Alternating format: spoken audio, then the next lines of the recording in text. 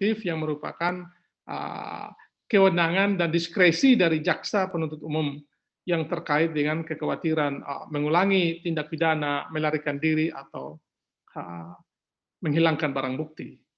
Tetapi sebetulnya ada pertimbangan subjektif yang lain sebetulnya, yakni adalah sebagaimana yang diatur oleh pasal 20 ayat 2 tadi, bahwa untuk kepentingan penuntutan. Sehingga kami melihat bahwa penolakan permohonan penangguhan penahanan yang diajukan oleh Nikita Mirzani oleh Kejaksaan Negeri Serang itu sudah berkesesuaian dengan kewenangan yang diberikan oleh KUHAP kepada jaksa penuntut umum, yakni Kejaksaan Negeri Kota Serang. Demikian teman-teman pembukaan yang bisa saya sampaikan kepada teman-teman sekalian. Silakan saya menyerahkan kepada teman-teman untuk bertanya. Sebagaimana yang telah saya sampaikan berkali-kali bahwa Mas Dito telah menyerahkan sepenuhnya kepada kuasa hukum untuk bertindak dan atas nama Mas Dito, sehingga kuasa hukum yang akan memberikan tanggapan ataupun jawaban atau opini-opini hukum yang terkait dengan perkara ini kepada media. Tentunya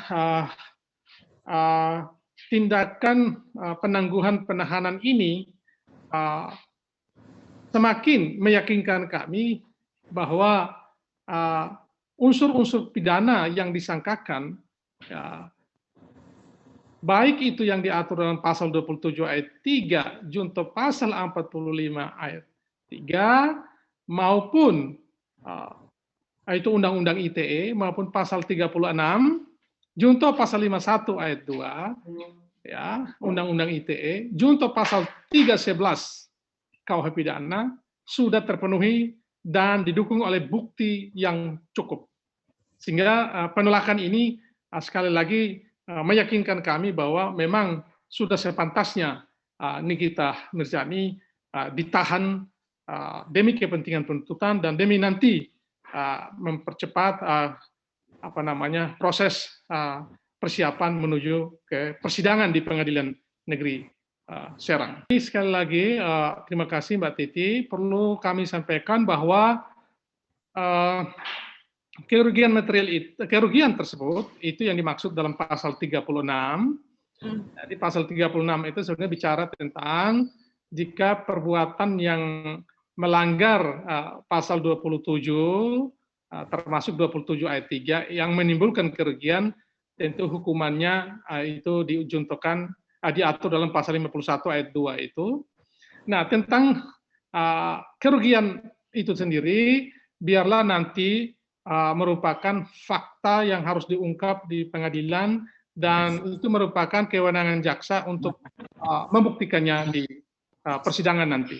Itu sudah masuk dalam materi dakwaan dan materi pembuktian, biarlah itu nanti kita tunggu persidangannya nanti dan kita tunggu pembuktian yang akan disampaikan oleh pihak kejaksaan. Sekali lagi itu biarlah nanti merupakan kewenangan pihak jaksa untuk mengungkap itu di persidangan, karena itu sudah masuk dalam pokok materi perkara, sehingga saya tidak akan berkomentar lebih jauh mengenai itu. Terima kasih Mbak Titi. Nah, melalui kesempatan ini juga kita berharap bahwa dengan ditangguhkannya permohonan penangguhan dengan tidak disetujuinya permohonan penangguhan penahanan yang diajukan oleh Nikita Mirzani, kita sangat berharap bahwa jaksa segera mempercepat proses pelimpahan ke Pengadilan Negeri Serang untuk selanjutnya ditetapkan oleh pengadilan sidang perdananya, sehingga perkara ini tidak berlarut-larut. Itu sangat bergantung kepada diskresi pihak jaksa penuntut umum. Betulnya dalam perkara pencemaran nama baik apapun, yang kerugian yang sifatnya imaterial itu yang sebenarnya tidak dapat dihitung dengan uang, yaitu menyangkut harkat, martabat, dan reputasi seseorang. Ya, harkat martabat dan reputasi dan nama baik seorang itu sangat mahal dan itu tidak bisa diuangkan. Ya, karena itu tentu ini sangat mengganggu harkat dan martabat dan reputasi dari klien kami, Mas Dito, karena tuduhan yang disampaikan oleh Nikita Mirzani itu memang tanpa dasar, ya, itu baseless, ya, groundless, tidak memiliki alasan yang cukup untuk itu, sehingga kita memang sejak awal menyesalkan, sangat menyesalkan bagaimana seorang Nikita Mirzani yang merupakan palu figur, tetapi tidak berhati-hati dan ceroboh dalam menggunakan media sosial. Dalam hal ini Instagramnya. Sudah pernah diupayakan ketika masih di tahap penyidikan di Polres Serang Kota. Tapi sebagaimana kita ketahui, undangannya disampaikan oleh pihak penyidik pada saat itu untuk melakukan mediasi dalam kerangka perdamaian. Waktu itu kita tim hukum mendatangi Polres Jakarta Selatan, tetapi Nikita Mirzani tidak hadir tanpa alasan, sehingga restoratif justice itu sudah tidak mungkin waktu itu kemudian tidak terjadi, dan sekarang sudah pada sampai tingkat penyerahan tersangka dan berkas perkara alat bukti ke tingkat kejaksaan negeri Serang. Kami berpendapat bahwa restoratif justice itu sudah merupakan sebuah kemustahilan. Artinya tidak mungkin lagi ada proses perdamaian. Karena begini, restoratif justice itu mensyaratkan perdamaian terlebih dahulu antara para pihak. Kalau tidak ada perdamaian antara para pihak, maka restoratif justice itu tidak akan terjadi. Itu hanya salah satu aja, ya, persyaratan untuk dimulainya penerapan restoratif justice. Selain itu juga begini, ada persoalan formil yang lain yang mungkin akan menyulitkan proses restoratif justice, yakni persyaratan formil itu bahwa tersangkanya itu bukan merupakan seorang residivis. Nah, kita tahu Nikita Mirzani pernah dipenjara melakukan tindak pidana. Nah, orang yang mengulangi melakukan sebuah tindak pidana setelah keluar dari penjara itu adalah residivis, atau dalam bahasa sehari-hari itu disebut sebagai penjahat kambuhan. Jadi orang yang berulang-ulang melakukan kejahatan itu disebut sebagai residivis. Nah, persyaratan formilnya itu juga tidak terpenuhi. Jadi restoratif justice pada tahap di penuntutan ini juga adalah sebuah kemustahilan. Itu tidak akan terjadi. Itu artinya apa? Biarkanlah proses hukum ini bergulir sesuai dengan ketentuan peraturan perundang-undangan yang berlaku, lalu kemudian biarkanlah itu persidangan itu dilakukan, dan kemudian masing-masing pihak mempertanggungjawabkan perbuatannya di depan pengadilan. Tentu jaksa akan mendakwa dan menuntut, dan Nikita Mirzani dipersilakan saja untuk membela diri. Begini ya teman-teman, ini bukan soal puas dan tidak puas ya. Ini perlu saya tegaskan sekali lagi, ini bukan soal puas atau tidak puas dari klien kami, Mas Dito. Tapi ini adalah soal kita menghargai proses hukum yang sedang berjalan.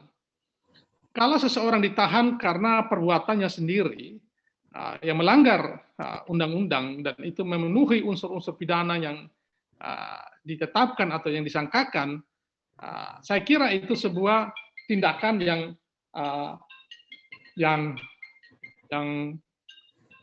normatif saja. Itu sebuah ungkapan kemarahan yang tidak dapat dipertanggungjawabkan. Nikita yang membuat tuduhan itu, dalam hukum itu ada dalil, terdapat dalil, barang siapa yang menuduh dia harus membuktikan.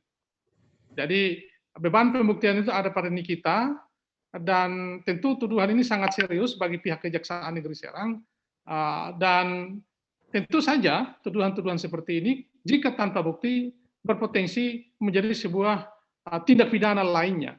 Tetapi kami menyerahkan itu sepenuhnya kepada pihak Kejaksaan Negeri Serang Kota. Saat ini kita masih fokus pada upaya untuk mendorong kejaksaan agar proses ini segera berlanjut. ke pihak pengadilan negeri Serang. Begini ya, sesuai keterangan yang disampaikan oleh Humas Polres Jakarta Selatan, bahwa status klien kami, Mbak Dindi, adalah sebagai saksi, ya, sampai saat ini. Sehingga begini, dalam pengungkapan sebuah tindak pidana, masalah cepat atau lambatnya itu sangat bergantung kepada informasi, data, keterangan, bukti yang disertakan atau yang tersedia. Jika informasi, data, bukti itu tidak cukup, tidak dapat, maka tentu prosesnya akan menjadi lama. Dan sikap klien kami adalah sangat kooperatif, sudah memberikan keterangan ketika dipanggil, dan kami juga telah menyampaikan sanggahan-sanggahan dan bukti-bukti, dan sampai saat ini pihak penyidik masih terus mendalami dan tidak ada perubahan status apapun. Status klien kami adalah masih sebagai saksi. Jadi jangan juga itu memaksakan kehendak. Ya, penyidik itu jangan diintervensi, jangan dipaksa diintervensi untuk memenuhi kemauan pihak-pihak tertentu. Lagi pula dalam persoalan ini kami percaya bahwa penyidik Polres Jakarta Selatan adalah penyidik yang profesional, yang independen, yang tidak bisa diintervensi oleh pihak manapun. Jadi kita menghormati proses hukum yang ada hingga saat ini. Silakan ditanyakan kepada pihak penyidik mengenai pokok sengketa dan alat bukti yang telah diajukan oleh para pihak. Tapi kami meyakini bahwa tuduhan itu hingga saat ini tidak dapat dibuktikan. Tidak ada langkah hukum sekarang karena itu sudah diserahkan kepada pihak kejaksaan, dalam hal ini jaksa penuntut umum di Kejaksaan Negeri Serang, supaya teman-teman tahu bahwa dalam perkara pidana, korban itu diwakili oleh negara, dalam hal ini jaksa penuntut umum. Jadi biarlah nanti jaksa penuntut umum yang melakukan tugas dan tanggung jawabnya dalam mempersiapkan rancangan tuntutan, mempersiapkan dakwaan, dan juga tuntutannya, dan menyampaikan dan melimpahkan itu ke pengadilan untuk selanjutnya dilakukan persidangan. Itu sesuai dengan keterangan yang disampaikan oleh Kejari Serang, sebagaimana yang telah dikutip oleh beberapa media online. Ya, karena pihak jaksa yang menolak permohonan penangguhan penahanan, sehingga seharusnya alasan itu ditanyakan kepada pihak jaksa. Tetapi kalau ditanyakan soal alasan ada anak, saya kira alasan itu tidak tepat. Karena dalam perkara-perkara lainnya, yang misalnya sekarang ini istrinya Sambo, Putri itu juga memiliki anak, tapi juga ditahan.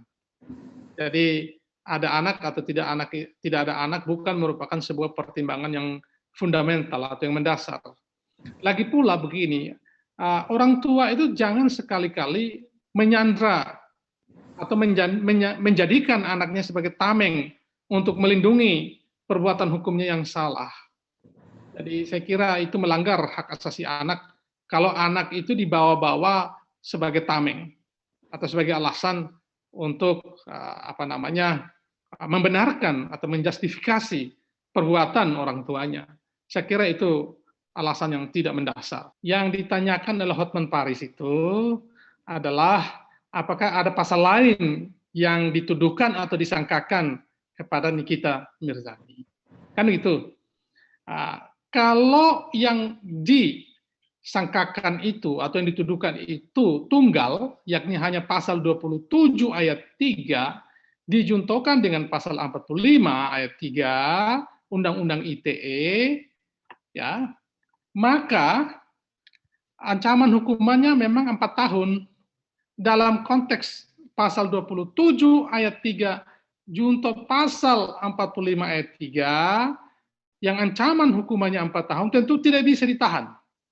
Tetapi ingat, di dalam perkara ini terdapat juga pasal-pasal lain yang dituduhkan atau yang disangkakan, yakni pasal 36 Undang-Undang ITE. Apa isi pasal 36 itu? Pasal 36 itu adalah intinya mengatakan bahwa orang yang melakukan perbuatan yang dilarang dalam pasal 27, termasuk di dalamnya pasal 27 ayat 3 sampai pasal 43 kalau saya tidak salah, itu kemudian yang menimbulkan kerugian material. Kerugian. Yang menimbulkan kerugian dijuntokan dengan pasal 51 ayat 2. Nah, kalau juntonya pasal 36, junto pasal 51 ayat 2 Undang-Undang ITE, maka ancaman hukumannya adalah 12 tahun dan dendanya adalah maksimal 12 miliar. Nah, kalau kita lihat ancamannya itu adalah 12 tahun penjara, maka dia sudah memenuhi ketentuan KUHP. Dalam hal ini pasal 21 yang menyatakan bahwa orang yang diancaman hukumannya 5 tahun atau lebih itu dapat ditahan. Jadi saya kira dengan penjelasan ini semoga Hotman Paris bisa mendengarkan dan bisa memahami persoalan ini secara lebih utuh.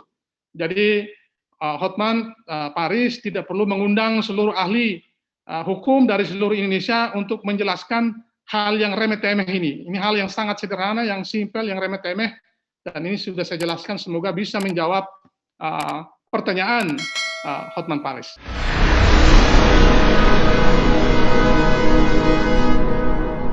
Jadi jangan lupa untuk subscribe Cumi Cumi. Ditekan ya tombol lonceng merahnya.